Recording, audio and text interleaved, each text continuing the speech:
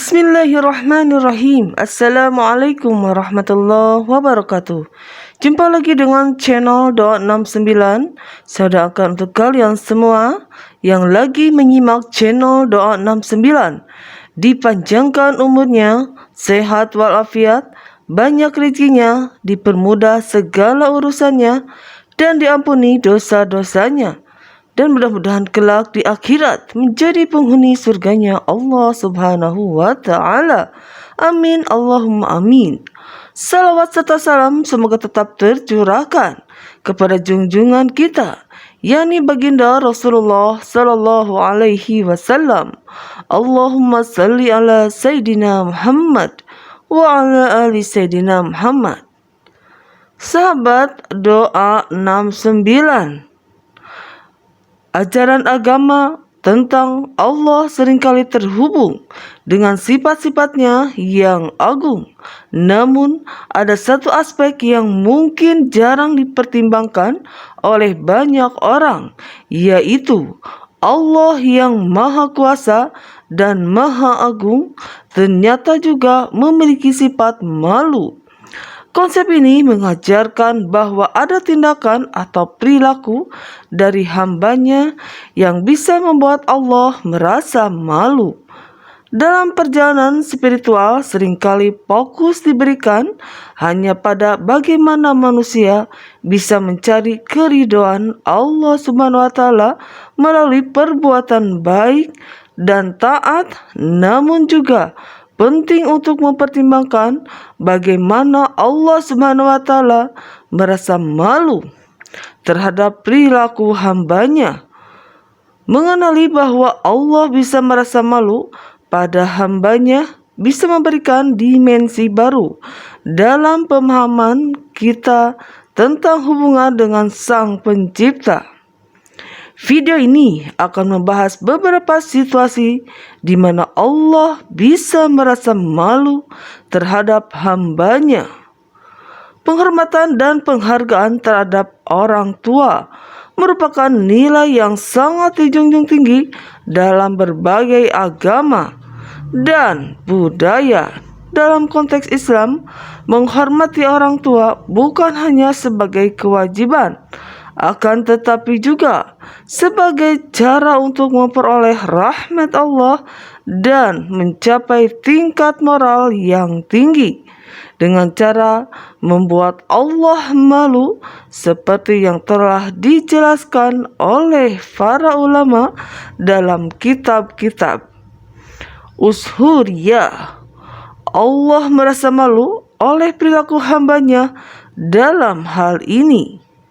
Anas bin Malik meriwayatkan bahwa Rasulullah pernah bersabda, sesungguhnya Allah memandang wajah orang yang telah lanjut usia di pagi dan sore hari.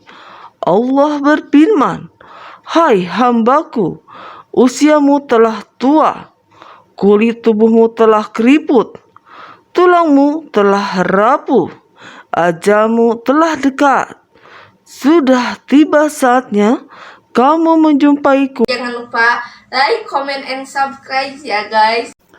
Di neraka untuk ubanmu. Salah satu kisah lain yang menunjukkan keutamaan menghormati dan memuliakan orang yang lebih tua adalah kisah Ali bin Abi Thalib dan orang-orang tua Nasrani. Dikisahkan bahwa suatu kali Ali pergi berjalan cepat menuju masjid untuk melaksanakan sholat berjamaah subuh.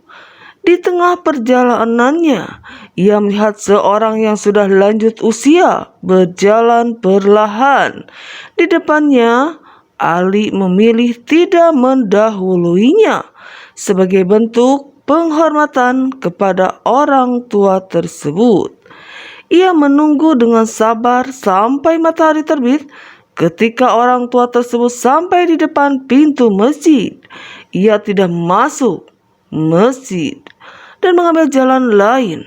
Ali baru mengetahui bahwa orang tersebut sebenarnya seorang Nasrani. Setelah itu Ali segera masuk masjid dan melihat Rasulullah sedang ruku. Rasulullah memperpanjang posisi rukunya, seolah-olah 2 kali lipat dari biasanya. Ali kemudian menyadari bahwa Rasulullah ingin memberikan kesempatan baginya. Setelah Rasulullah selesai dari salatnya, Ali bertanya, "Wahai Rasulullah, mengapa Anda memperpanjang ruku tadi? Ini tidak seperti biasanya." Rasulullah SAW menjawab, "Ketika aku penting dalam posisi ruku seperti yang biasa aku lakukan, tiba-tiba malaikat Jibril datang dan meletakkan sayapnya di atas punggungku. Aku pun memperpanjang ruku sampai malaikat Jibril mengangkat sayapnya, dan baru kemudian aku bangkit dari ruku." Kemudian orang-orang bertanya, "Mengapa Jibril melakukan itu?" Rasulullah SAW menjawab, "Aku tidak memerintahkan Jibril untuk melakukan hal ini. Namun, malaikat Jibril datang dan memberitahuku bahwa Ali sedang dalam perjalanan menuju masjid untuk berjamaah. Namun, di tengah jalan ia melihat seorang lansia Nasrani berjalan perlahan di depannya Ali. Ali tidak mengetahui bahwa orang tersebut adalah seorang Nasrani. Ia memilih untuk tidak mendahuluinya sebagai bentuk penghormatan kepada orang tua dan menghormati usia. Karena inilah Allah memerintahkan aku untuk memperlama ruku sehingga Ali bisa menutupi jamaah salat subuh bersama-sama dengan kita." Cerita ini memberikan gambaran tentang tingginya nilai memuliakan orang tua. Meskipun dalam hal ini orang tua tersebut adalah seorang Nasrani, terdapat sebuah cerita lainnya yang tak kalah menarik, yaitu saat menjelang wafatnya guru dari Hai, kamu belum subscribe ya? Subscribe sekarang and like, comment, share, and subscribe pokoknya ya. Pada waktu yang sama, gurunya jatuh sakit dan meminta muridnya yang bernama Abu Mansur ini untuk mencari seorang budak berusia 80 tahun seperti usianya dan membelinya untuk kemudian memerdekakannya. Ini dilakukan untuk meringankan penderitaan gurunya yang sedang sakit. Tanpa ragu, Abu Mansur segera mencari budak sesuai permintaan guru. Namun, ia kesulitan menemukan budak berusia 80 tahun dan bertanya kepada orang-orang, "Di mana saya bisa menemukan seorang budak berusia 80 tahun?" Orang-orang menjawab dengan rasa heran, "Bagaimana mungkin ada orang berusia 80 tahun sedangkan dia masih dalam status budak dan belum merdeka?" Setelah mendapatkan jawaban ini, Abu Mansur pulang dan menceritakan kepada gurunya apa yang ia dengar dengan penuh keikhlasan. Abu Kasur mengatakan bahwa budak yang diinginkan gurunya tidak ada. Ketika mendengar penjelasan Abu Mansur, sang guru meletakkan kepala di tanah dalam sujud mohon kepada Allah, "Ya Allah, muda berusia 80 tahun tak akan ada kecuali dia telah dimerdekakan, sedangkan aku sendiri sudah berusia 80 tahun. Mengapa engkau tidak memerdekakanku dari api neraka? Padahal engkau adalah Zat yang Maha Pengasih, Dermawan Agung, Pengampun, Penguasa, dan penerima syukur." Akhirnya Allah menjawab doa sang guru dengan memerdekakannya dari ancaman neraka. karena kebaikan dan keikhlasan doanya. Dari kisah ini, kita bisa mengambil beberapa pelajaran. Pertama, menghormati orang yang lebih tua tidak akan pernah merugikan kita, bahkan bisa membawa dampak baik. Kedua, menghormati orang lain sangatlah penting karena tindakan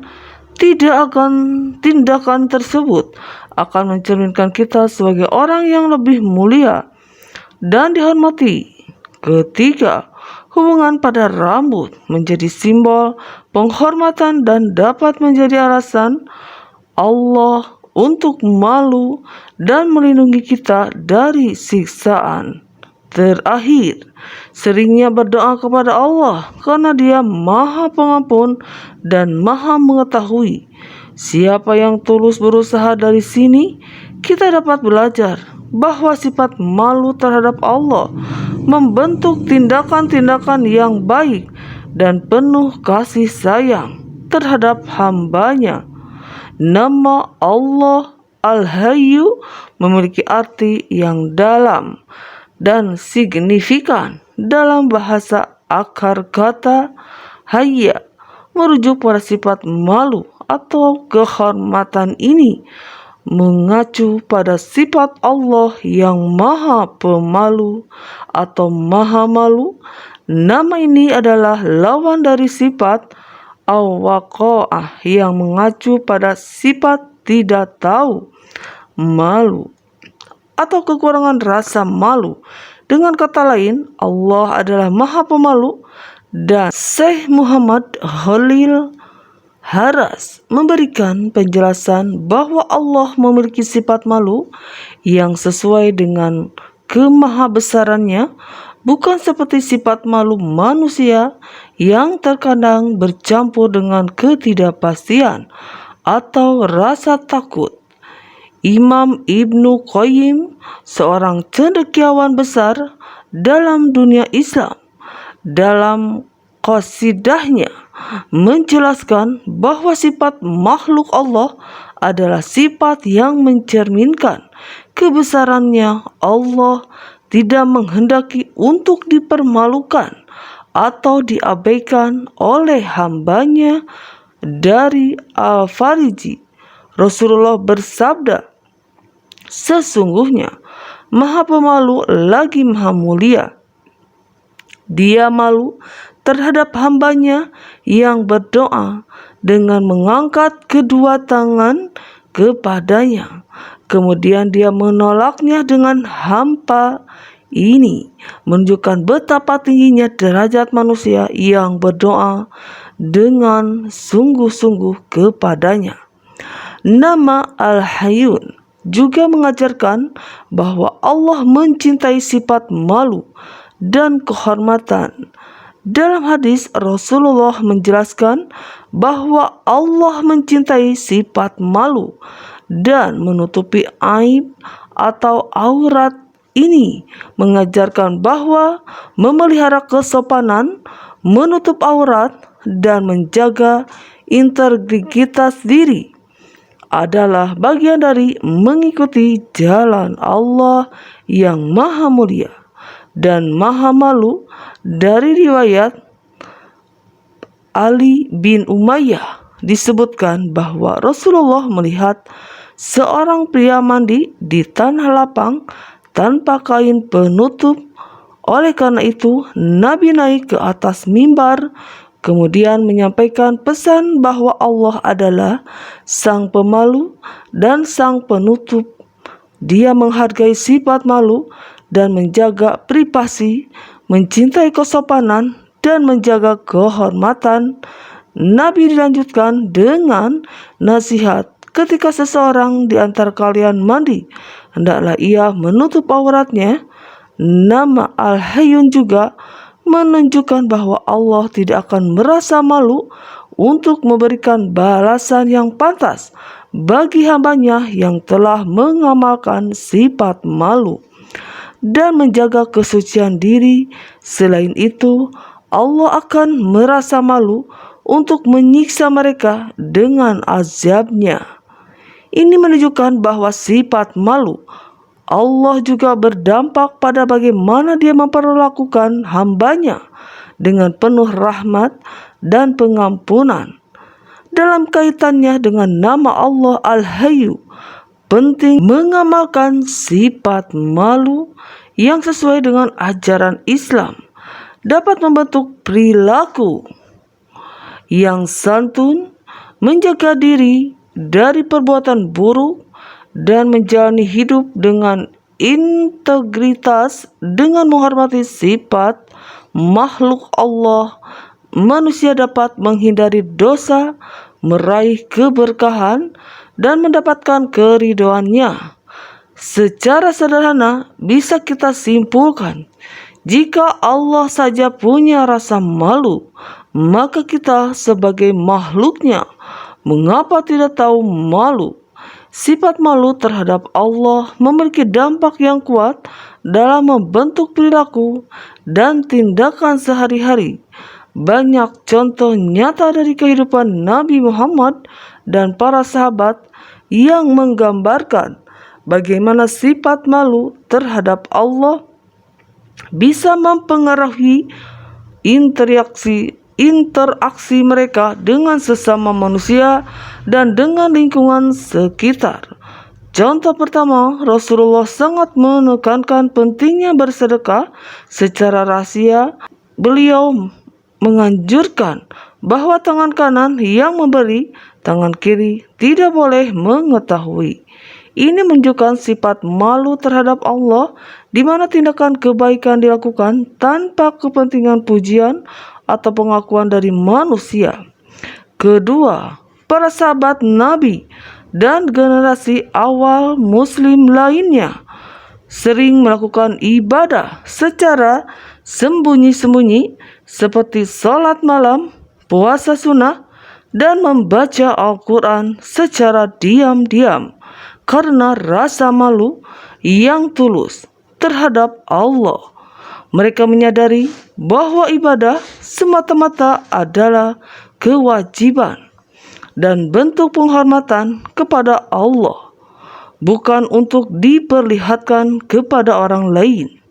Ketiga, para sahabat dan kaum awal Muslim juga sangat menjaga aurat dan berpakaian dengan sopan. Mereka memahami pentingnya menjaga kesopanan dan malu terhadap Allah dalam berpakaian.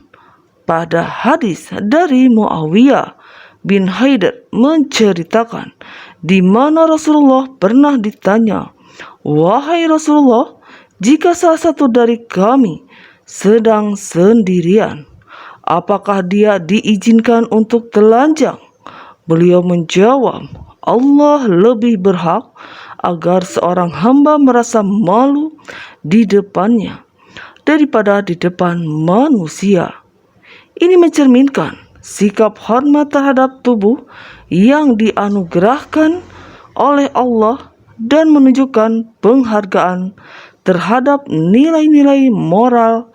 Keempat, para sahabat mempraktikkan sifat malu terhadap Allah dalam bisnis dan perdagangan mereka. Mereka menghindari tindakan curang, mengutamakan kejujuran, adalah bentuk nyata dari menghormati Allah dan sifat malu terhadapnya. Dari contoh-contoh tersebut dapat disimpulkan bahwa sifat malu terhadap Allah tidak hanya tercermin dalam ibadah ritual, tetapi juga dalam setiap aspek kehidupan sehari-hari. Sifat malu ini mendorong perilaku santun, penuh kasih sayang, dan menjunjung tinggi nilai-nilai moral. Ketika seseorang memiliki kesadaran yang kuat akan kehadiran Allah dalam setiap tindakan dan kata-katanya, maka sifat malu terhadapnya akan membimbingnya untuk mengambil keputusan yang benar dan berperilaku dengan integritas dalam segala hal. Sahabat, doa 69.